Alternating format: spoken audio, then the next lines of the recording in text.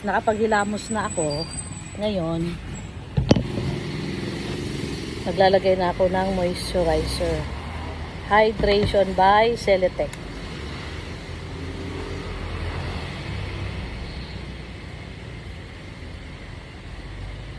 Kasi, ihahanda ko ng aking kamukhaan, ang aking face lock, ang aking balat sa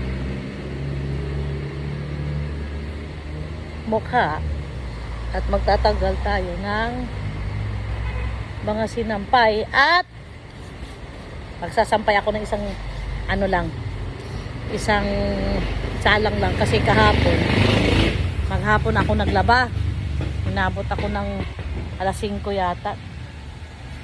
Ayan, kasi inipon ko ng inipon. Patuyuin ko muna yung guys, ayan, tinapat ko sa ventilator, electric fan. Ayan, ang electric fan, ayan. Tinapat ko yung mukha ko para matuyo habang kausap si Butiki. Ay, ginawa niyang laruan guys, oh. Ayan na, oh. Hi guys, laro ko daddy guys. Ayan, kasi yung titer niya, ayan, patuyo na.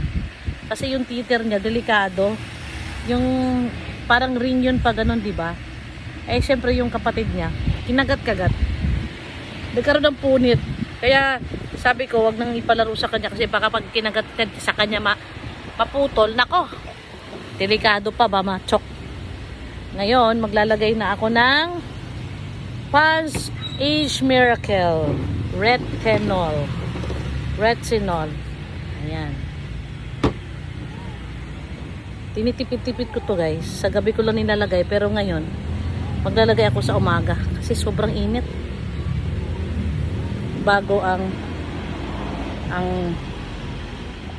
sunscreen para protection dito, to cover ng mga yung pores na hindi nagsasara, para hindi magpasukan ng pawis na marumi.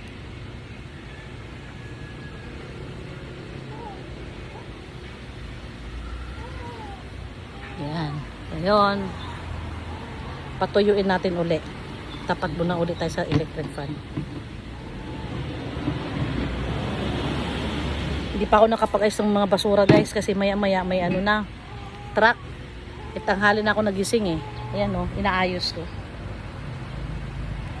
Isasako ko yan, ayan, sako.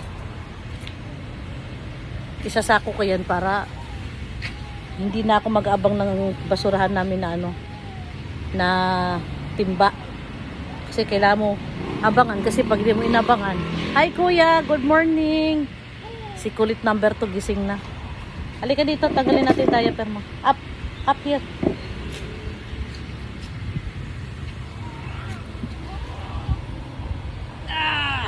Mga to guys mga pagod kasi pumunta sila ng doktor kahapon, tas after ng doktor namasyal na sila. Ayan, tatanggalan ko na yung diaper. Buti hindi na kami nag-aaway pag nagtanggal ng diaper, kasi pag nagtanggal kami ng diaper nito before, ayaw niya, ayaw ko ba bakit, kahit may dumi pa yan, ayaw niya. Eh syempre sa ayaw sa gusto niya talagang tatanggalin, din huhugasan siya sige na, okay na, akin na. Punta ka doon kay mami mo, kuha ka ng short.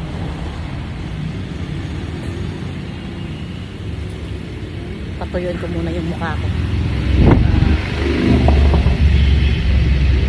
Nakatapat ako sa likod.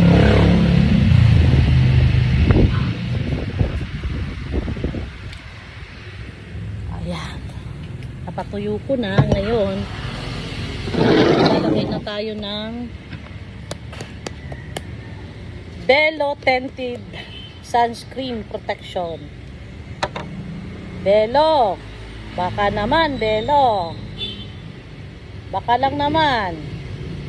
Ayan o, Belo Tinted Sunscreen.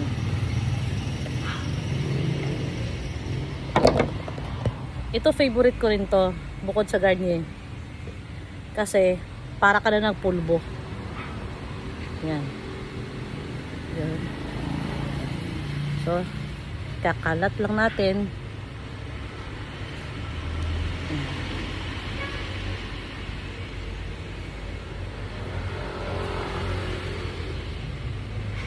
Iwas lang sa mata kasi kapag tumama sa mata, sobrang init. Diyos ko, grabe. Ay, init. Sobrang hapdi. Kaya nilalay ko sa mata ko kasi nadadala na ako ng minsan yan eh. Nung baguhan pa ako, syempre tatanga-tanga pa ako, di ko man alam. Nilagyan ko buong muka, pati dito, kasi syempre para protection. Protect na yan. Hindi pa ako pinawisan. Narab ko lang yung mata ko, Diyos ko, di ko na malaman kung paano ko tanggalin yung hapdi. Wala, talagang naghilamos ako para matanggal yung hapdi. Tapos yung mata ko, binuka ko sa sa tubig.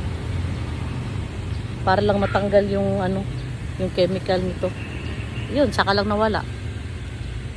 Kaya buhat nun, ingat na ako maglagay. Medyo kinapalan ko na guys, para di na ako mag-retouch. Ang retouch ko mamaya, pag naligo ako, ako uli, beauty routine ako uli. So saka ako maglagay. Ngayon, hanggang hanggat di ako makaligo, at least protektado na kasi makapal. Magsasampay kasi ako. Kaya kinapalang ko. Diba? So patuyuin ko ulit. Tapat muna ulit tayo sa electric fan.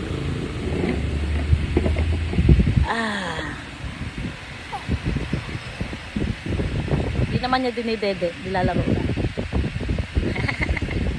Play ka bote mo. Play yan. Play yan.